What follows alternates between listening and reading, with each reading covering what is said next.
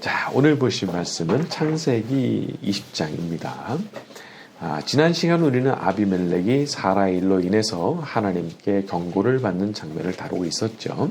아비멜렉이 이제 아브라함의 변명을 다 듣고 나서 말을 하는 장면이 나옵니다. 자, 창세기 20장 14절부터 16절까지 갈까요? 아비멜렉이 시작. 아비멜렉이 양과 소와 종들을 이끌어 아브라함에게 주고 그의 아내 사라도 그에게 돌려보내고 내 땅이 내 앞에 있으니 내가 보기에 좋은 데로 거주하라고 사라에게 이르되 내가 은 1000개를 내 오라비에게 주어서 그곳으로 너와 함께한 여러 사람 앞에서 내 수치를 가리게 하였노니 내 일이 다 해결되었느니라. 자, 여기 나오는 아비멜렉의 모습은요, 어떻게 보면은 오히려 아브라함보다도 더 나은 것 같은 모습을 보여주고 있습니다. 아브라함을 불러서 묻고 얘기를 들어보죠. 대체 무슨 생각으로 그렇게 했느냐. 그리고 그 사람의 변명을 다 듣고도 막 성질을 낸다든지 그러질 않고 양과 소, 선물도 주고 심지어 15절에 가서 보게 되면은 내 땅 있으니까 가서 보기 좋은데 거주해라. 이렇게 허락을 해줍니다. 쫓아내는 게 아니고. 자, 아시는 대로 세상에는 참 믿지 않는 분들이지만 그 양심이 훌륭하고 나름대로 아주 소신과 원칙을 갖고 살아가는 분들이 있습니다. 그래서 훨씬 너그럽고 아주 품이 있고 그런 분들이 있죠. 그래서 우리가 혹시라도 이제 믿지 않는 분들에 대해서 신앙이 없는 분들이니까 나보다 좀 못하다 그런 생각을 가진다든지 하면은 절대 안 되는 거죠.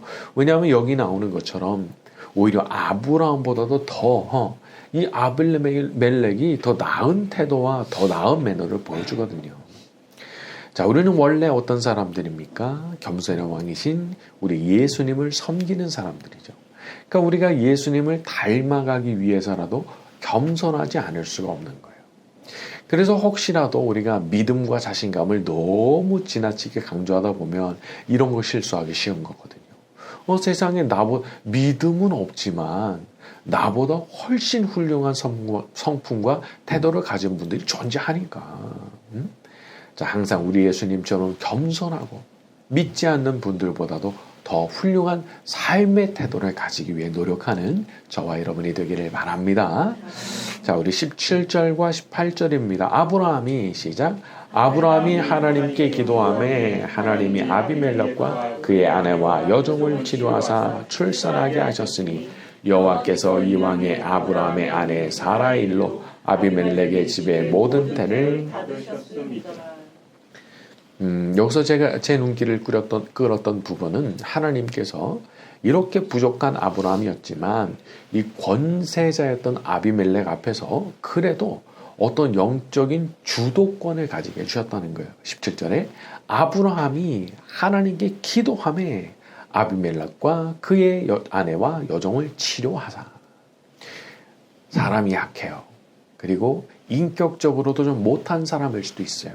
하지만 하나님께서 사랑하시기 때문에 하나님께서 사랑하신다는 그 이유 하나로 그 사람의 기도에 힘을 갖다가 실어주시는 경우들이 이제 존재하는 거죠. 이게 그렇습니다. 어떤 사람이 기도를 할 때 하나님께서 그 사람의 기도를 들어주신다. 이걸 다른 사람이 알게 되면 절대 함부로 할 수가 없어요.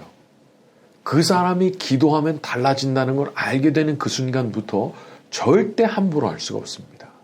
왜냐하면 하나님께서 그 사람 기도를 들어주시니까 영적인 권위가 생겨날 수밖에 없는 거죠. 물론 우리가 이런 것을 믿고 아주 건방지게 군다든지 그러면은 하나님께서도 호되게 야단치시죠. 그런 태도는 가지면 안 되는 거지만 사람이 자기의 부족함과 연약함을 알고 겸손의 태도를 항상 가지고 살게 되면 하나님께서는 당신께서 사랑하시는 사람들의 기도를 들어주시고 오히려 그 겸손함과 그 기도 때문에 그 사람에게 영적인 권위를 이제 실어주시는 거예요.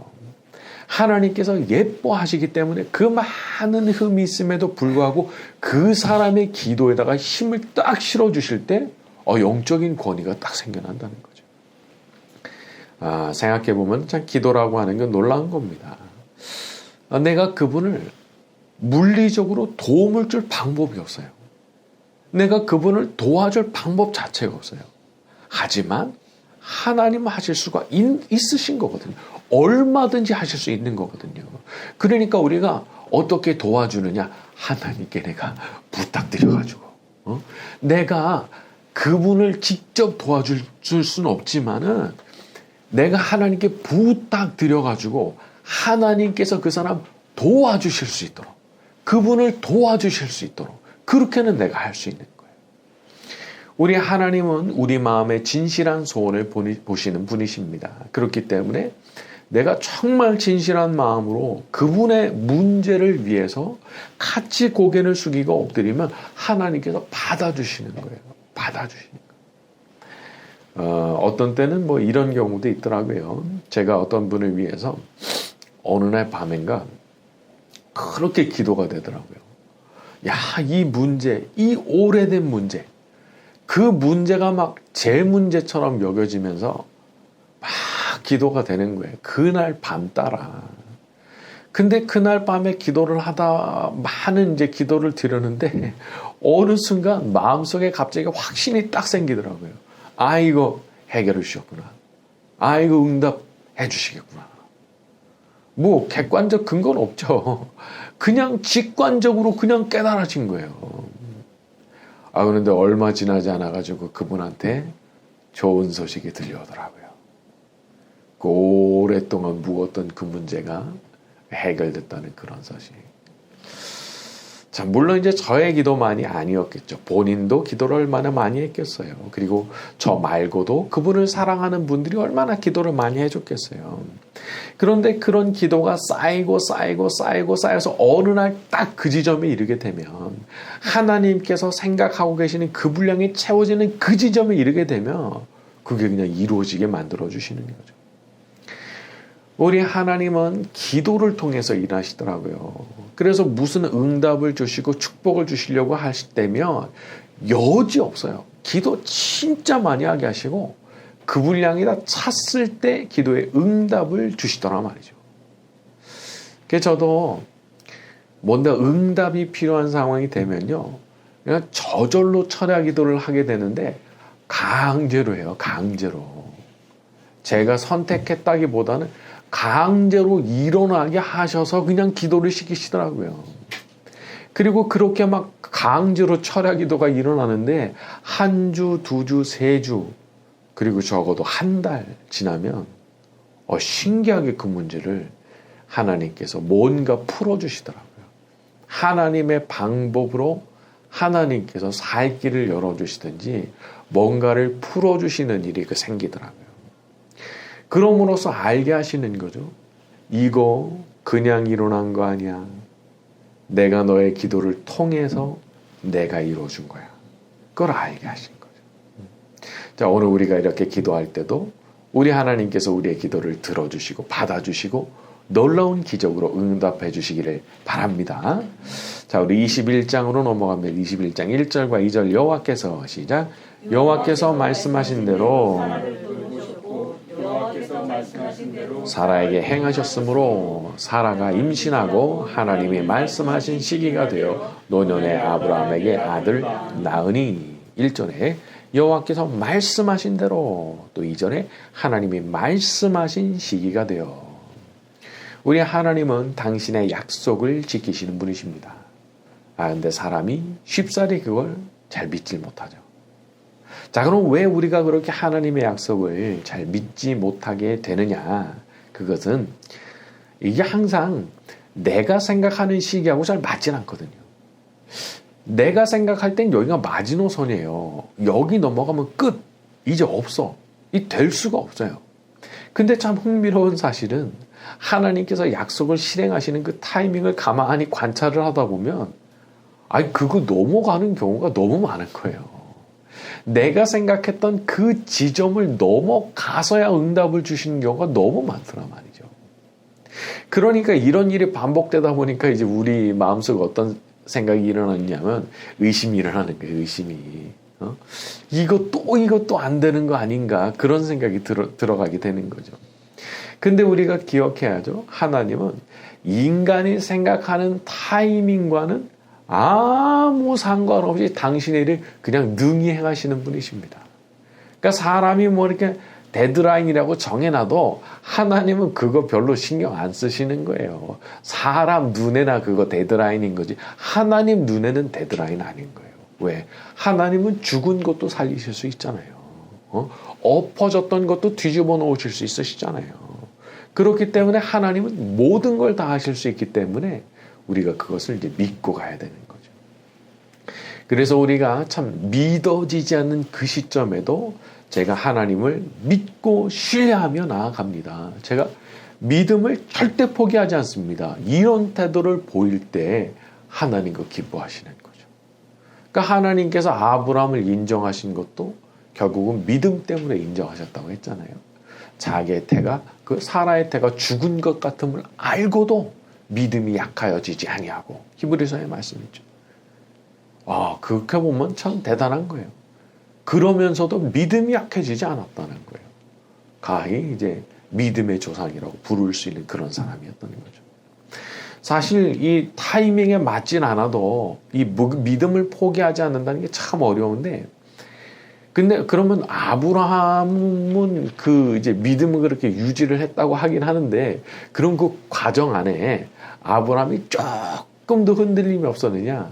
그렇진 않은 것 같아요. 왜냐하면 너무 오랜 세월을 기다리다 보니까 그 안에서 막 지지고 볶고 막 난리가 났죠. 막 그 안에서 이스마엘이 태어나기도 하고 뭐 이렇게 뭐 여러 가지 일들이 있었지만은 결국은 하나님께서 그 사람의 이제 주셨던 그 약속을 이제 이루어지게 하시거든요. 그러니까 성경에 이런 일들이 기록되어 있는 것들은 우리한테는 용기를 주시기 위한 겁니다. 너무 낙심하지 마. 네가 지금 생각하는 거 지금 이루어져야 되는 타이밍인데 안 이루어졌다고 낙심하지 마. 내가 그거 이루어 줄 거야. 그런 뜻이 하나님께 있으신 거예요. 그래서 그런 것들을 통해서 우리한테 가르쳐 주시는 거죠. 그리고 사람이 기다리는 과정 자체가 굉장히 힘들고 어렵잖아요. 근데 제가 보니까 이게 이렇게 오랫동안 기다리는 그 과정이 결국은 뭐랄까 자기의 상급을 쌓는 그런 과정이 되는 것 같더라고요. 그러니까 기다림 자체를 하나님께서 어떤 수고요, 노동으로 쳐주시는 그런 게 있다는 걸 제가 어느 날 좀 알게 됐어요. 그러니까 내가 기다리는 게 헛고생이다 이게 아니고 그 기다리는 게 얼마나 힘든지 하나님 알고 계시기 때문에 그걸 차곡차곡 상으로 쌓아두게 하시는 거더라고요. 그래서 그게 하나님의 때가 딱 와서 이게 뚝이 터지듯이 탁 하고 이렇게 응답이 올 때가 되면 쌓인 게 그냥 크게 돌아온다라는 것을 제가 알게 됐어요. 하나님의 응답은 벼락같이 옵니다. 어느 순간 갑자기 나타나는 경우 많죠. 이게 뭐지 하는데 벌써 와 있어요. 이루어져 버렸어요. 정신 차려 보니까 이루어져 버렸어요. 이런 거 많이 있죠. 그래서 하나님께서 그렇게 하시는 거죠. 자, 만만치 않은 기다림의 싸움이지만 그 뒤에 하나님의 벼락 같은 응답이 우리를 기다리고 있는 줄로 믿습니다. 자, 우리 3절에서 6절로 갑니다. 아브라함이 시작. 아브라함이 그에게 태어난 아들 이름하여 이삭이라 하였고 그 아들 이삭이 난 지 8일 만에 그가 하나님이 명령하신 대로 할례를 행하였더라. 아브라함이 그의 아들 이삭이 그에게 태어날 때 100세라. 사라가 이르되 하나님이 너를 웃게 하시니 듣는 자가 다 나와 함께 웃으리로다. 자, 6절에 하나님이 나를 웃게 하시니 듣는 자가 다 나와 함께 웃으리로다. 웃게 하시는 분 하나님이신 거예요. 사람이 아무리 마인드 컨트롤하고 자기 마음을 잘 다스리고 관리하겠다고 마음 먹어도 그렇게 해서 웃는 거랑 하나님께서 저절로 그냥 웃음이 터져 나오게 하시는 거랑은 다른 거죠. 여기 나오는 사라의 웃음을 한번 생각해 보세요. 얼마나 기뻤겠어요. 얼마나 행복했겠어요. 이건 웃을 수밖에 없는 거예요. 그 이삭이 태어난 걸 보고 어떻게 안 웃을 수가 있어요. 너무 행복하니까. 그런데 우리도 같은 소망을 가질 수 있죠. 지금은 내가 비록 슬프게 울고 있지만 하나님께서 나를 웃게 하시는 그날 내가 반드시 웃게 될 거다. 더 할 수 없이 행복한 웃음을 짓는 날 오게 하실 줄로 믿습니다. 이런 마음 가지고 살아야 되는 거예요. 아무리 슬픈 상황 가운데서 슬프게 살고 있는 사람이라도 하나님께서 웃게 하시면 웃게 됩니다. 나는 못해요. 나는 그래 본 경험 자체가 없다. 나는 그런 게 인생에서 경험을 해본 적이 없다. 그런 사람이 혹시 있을지도 모릅니다. 근데 그거 아니에요. 자, 우리 성경 구절 하나 찾아봅니다. 이사야서 43장 18절에서 20절입니다. 구약 성경 1020쪽. 이사야서 43장 18절에서 20절. 자, 구약 성경 1020쪽입니다. 43장 18절에서 20절 구약 성경 1020쪽. 너희는 시작. 너희는 이전 일을 기억하지 말며 옛날 일을 생각하지 말라. 보라 내가 새 일을 행하리니 이제 나타날 것이라. 너희가 그것을 알지 못하겠느냐.